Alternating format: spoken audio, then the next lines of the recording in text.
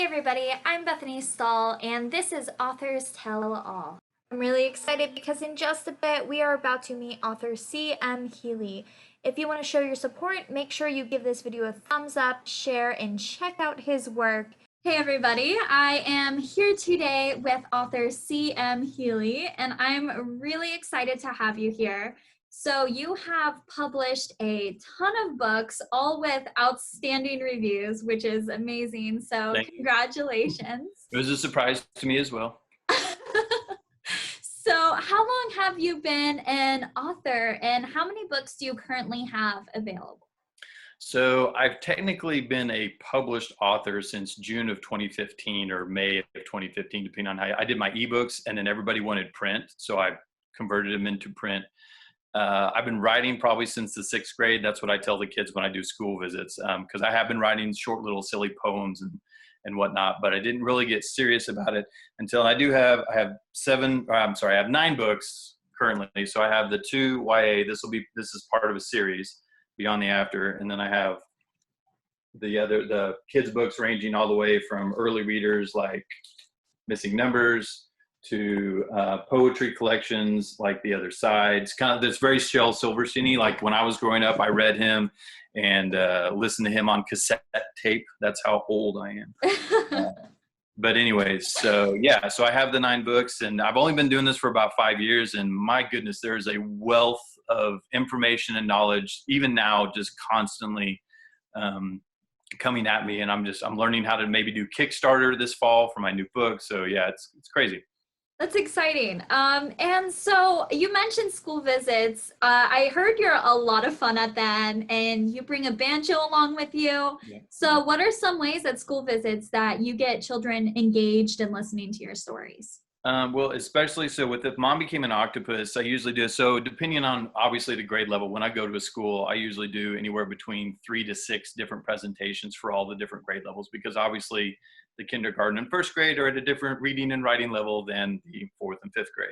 Right. So for the early ones, I do an interactive reading. I actually just had one on my Instagram a couple days ago, but I'm going to post this on YouTube where the kids act out the animals and do that stuff. So we really get up and move around and things like that.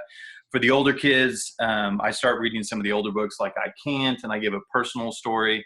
Obviously, I'm very animated, if you can't tell, whenever I read my stories and whatnot. And then for the older kids, I do let them choose one of the poems out of The Other Side.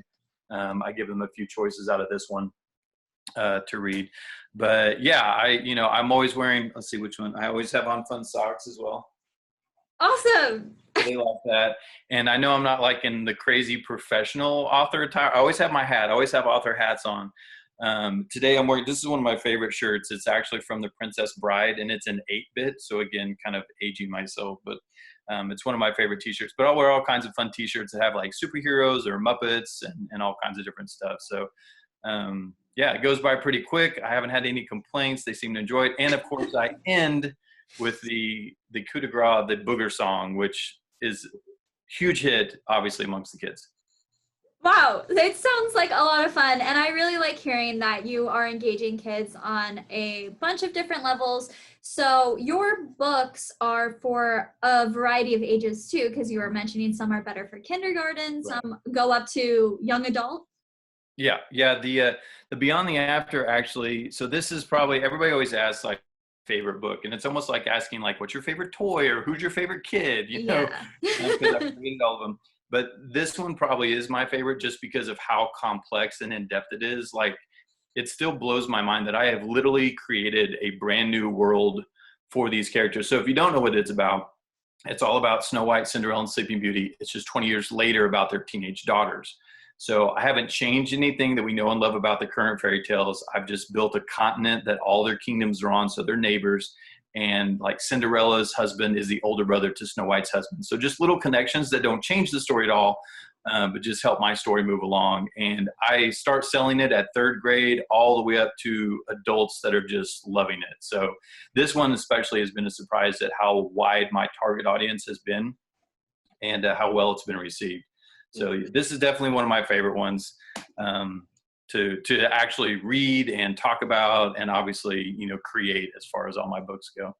Yeah, and I even now, like, I'm one of those people who loves princesses and loves Right. these sort of things. So even as an adult, like, your book sounds so cool to read. Well, I'll have to send you one. I can totally send you a signed copy. So That'd be so cool. But I've heard that Princess Olivia, which is the second book in the Beyond the After series, actually won the Best Young Adult Book Award at a conference. yeah, again, super surprising to me. I live in Dallas, Texas right now, but I'm originally from Oklahoma, and I go up there for Oklahoma Writers Conference every year. Sadly, this year with the coronavirus, it was canceled, so we'll Right. have a big party next year. But a couple years ago, so they have a whole bunch of different categories, and so I entered it, and and when they called my name, I was astounded. So yeah, they said, best YA for, in this category was Beyond the After by Healy. And I was blown away. The new book, I don't know if this one has it. It doesn't, but I'm revamping my books and updating the books. I'm getting them all in hardback. So I do have but I've got my publishing house down here in the corner. A little bit, and of course it's hardback, which is what libraries are going to want and all that stuff. But yeah, it's been it was surreal. Like, it's still weird. And in the same year, like, I entered just one of my screenplays that I'd written a long time ago, and I won first place in that. So it's God just telling me, yeah, keep going. It's going to be a struggle, but you're doing good. You're supposed to be writing. So Absolutely. And I mean, you've also were a finalist in another book festival for If Mom Became an Octopus. right, yeah, and that one does have the fun little. I've got the sticker affixed, and like I said, this one again it was free a couple days ago once you publish this. But the updated versions are going to have actual information about the animals that the mom turns into. And I've started, when I write my books, I don't necessarily dumb down the language.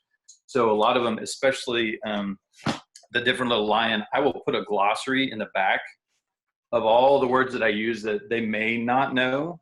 And obviously just to help their vocabulary grow, because that's important. Obviously, when you're reading, my wife, she still gets tickled when she reads a book and she doesn't understand the vocabulary, and she loves to look up new words and stuff like that. So that's what I'm kind of trying to do for the kids, is get them more engaged, not just a good entertaining story, but an educational one as well. Absolutely. And I think that's so good because I know a lot of kids will get bored if they're not really learning or engaging. And I absolutely love how you even have a glossary in the back of the book. So if they do get stuck on a word or if they're not sure what it is, they Yeah. immediately are able to check it out. And then, of course, recently with the whole quarantine thing, I have uploaded worksheets to go with 4 of my books: Missing Numbers, Penelope Rose, I Can't, and Mom Became an Octopus. And all of those are free on my website. So if you just go to authorsteamhealy.com, which I know you'll put stuff out there, and find teachers and parents, it just says book worksheets, and it's right there. It's all free to download. It also has links to my YouTube video where I do read-alongs with all the books. So yeah, I'm just trying to Perfect. get everything out there, that's how it is. Great. So I will put all the links down below in the description. So if you guys are interested, you can click on those and be able to find them really quick. So what do you think makes you stand out as a successful writer from the masses of authors? Man, it's tough, because I tell you what, every time I walk into like a half price books and I just see the gajillions of books that are on the shelves, I'm like, how am I going to make a name for myself, or how am I going to get out there? One of it is stuff like this, because as an indie author, it's just me. Like, it's word of mouth, me going to schools, doing interviews like this and whatnot, getting the exposure.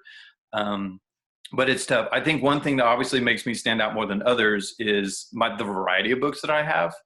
I'm trying to find a more solid illustrator so you can recognize my children's books a little easier, because I have all the children's books, I think I have 5 different illustrators. And one of them, actually, I got to brag on this one just a little bit. Yeah. She was a student of mine in 8th grade, and she illustrated this book for me in 8th grade. So her name Wow. is Kate, as you can see down there. Yeah, so that was really exciting to me. I just happened across some of her artwork, and I was like, you have the style I'm looking for. Would you want to, like, and I paid her, like, I hired her, talked to her parents and all that stuff. But yeah, so when she was in 8th grade, she did this book and has a published illustrated book before she's even out of high school. She's a senior this year. So that was a lot of fun. And so Wow. That gives me chills because I think it's really great to be supportive. And I'm shocked to hear that she was so young because that was actually one of the books that stood out to me when I started looking into your books. That one immediately popped out. Right. So, Well, and and the thing, and then of course that's what I tell the kids when I do school visits. I'm like, look, just because you're in fourth, fifth, sixth grade doesn't matter. You may have a talent. It may not be illustrating. It might be writing. It might be something else.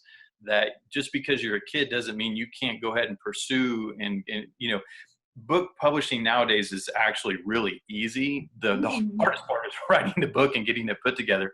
But to publish it, Amazon, KDP, and Ingram Spark have all made it really economically viable for authors like me who don't have a lot of money to start with, and to get what's called print on demand. So anybody around can go on to Amazon and order around the world, which is crazy to me, but around the world can order off Amazon, order my books, and yeah. That's great. So, where is the best place to grab a copy of your books? So Amazon is probably the easiest because Okay. it does. I think most of my books are on Prime. Again, I know that Octopus is going to be on what's on called KDP Select or KDP Unlimited. So if Mhm. you have a subscription, and I'm looking at transferring all of my books over to that to see how that works financially, and just to get the word out a little easier for my fans. Um, but if you do want a signed copy of the book, it's also very easy, and it's the same price, maybe a little cheaper than Amazon. You just have to pay for shipping. But jump on my website, find the books, signed books, and you really just email me. I sign all the books in a different color of ink, so I kind of try and make it as personalized as I possibly can. And then, of course, I ship it out to you, and you have a signed book by me. So it's really pretty simple. Amazon or me, either one is pretty easy. That's awesome. And if you guys don't have Kindle Unlimited, there will be a link down below in the description for a 1 month free trial. So if you do want to check Yeah. out If My Mom Became an Octopus, you can do so today. Yeah. So thank you so much for meeting with me and sharing about your story. And Of I course, my pleasure. cannot Thanks for wait having me. to check out some more of your books. Yeah, like I said, everybody's ready for the third Beyond the Afterbook, and all I can say is I'm working on it. My wife and I, a couple years ago, we had a new baby daughter who she's upstairs right now making a lot of noise. I don't know if you can hear her, but anyways, the new baby daughter. I became a teacher again for high school chemistry. We bought a house, so it's been a little crazy in the Healy household, but it's all good. I promise. And the thing is I know where the story's going, so I'm not like the author that's like, Right. I know how it's going to end. I just got to get there. So yeah, So it's coming soon. Exciting. I am putting a deadline on myself. Fall of 2021 is when the third book will come out. Because if I don't put a hard day, if I tell people that, then it holds me accountable. And there's been a lot of late nights getting these last two books. So hopefully I'll learn from my procrastination in the past and kind of get to it. So Exciting. All right. Well, it was so nice to meet with you. you And too. Thanks again. don't forget to check out his links down below.